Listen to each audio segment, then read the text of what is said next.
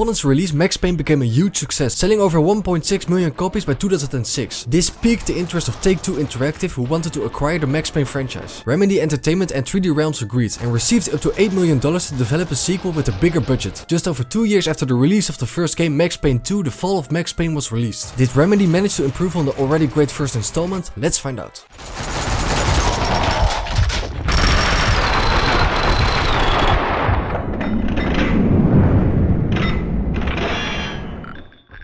Right off the bat, it's clear that this game has a bigger budget than the first game, as there are many in-game cutscenes and character models look much better. Now using professional actors rather than staff, friends and family to play the in-game characters, which was the case in the first game. Just like the first game, Max Payne 2 starts at a point later in the game. This time in a hospital where Max is chased by thugs who want him dead. After escaping a near-death experience, we cut back to the night before, where Max is investigating a gunfight at the warehouse, as he now is working for the NYPD after the events of the first game. In the warehouse, he runs into Mona Sachs, and after going to her place in an abandoned funhouse, he learns more about what is going on. Mona ends up getting arrested and gets taken to the police station, and it isn't long before this place is attacked by the so-called cleaners, who are looking for Mona. Mona uses the chaos to her advantage and escapes the police station. She teams up with Max to track down the people responsible. Eventually they are tracked down by Officer Winterson, and Max ends up shooting down Winterson to allow Mona to escape, while he also gets shot himself, after which he ends up at the hospital. At which point we are back at where the game started. After fighting his way out of the hospital, Max visits the leader of the inner circle, Alfred Woden, who informs him that his friend Lem is behind all of the attacks. Woden ends up getting captured by Lem, so together with Mona, Max goes to Woden's mansion to save him. Mona, who is a secret agent, cannot follow her orders to kill Max. This leaves her open and Lem shoots her, then kills Woden when he confronts him. Out for revenge, Max confronts Lem one final time and eventually manages to kill him. Max returns to Mona, who dies in his arms, making for a depressing ending to this intriguing story.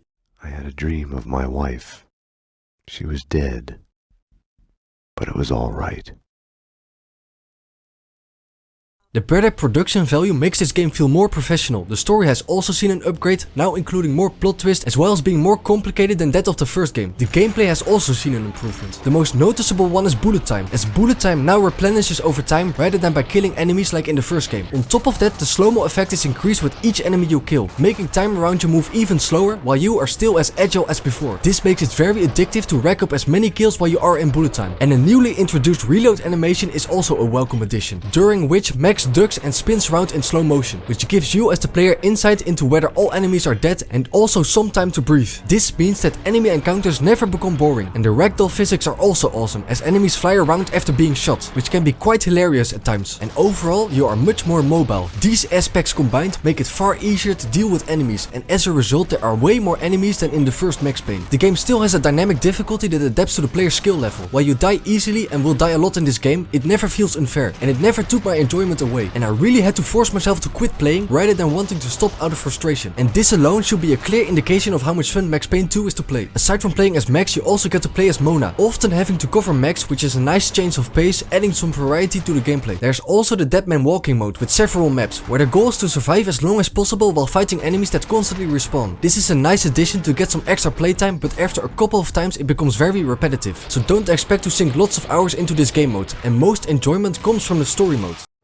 No, Payne, not you! Why does this keep happening to me? Payne, you gotta help me. There's a freaking bomb in here. If I take the head off, it blows. Bye-bye, Vinny. You're a freaking cop. You gotta help me.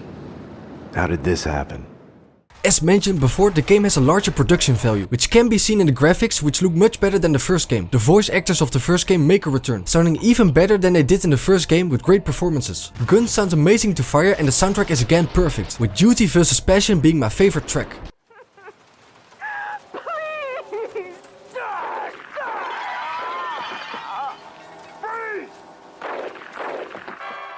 This game has stood the test of time and is easily among the best games ever made. Everything just works, and I can't think of a single issue that ruins the overall experience. And even though it's shorter than its predecessor, Max Payne 2 makes for a flawless and enjoyable experience from start to finish.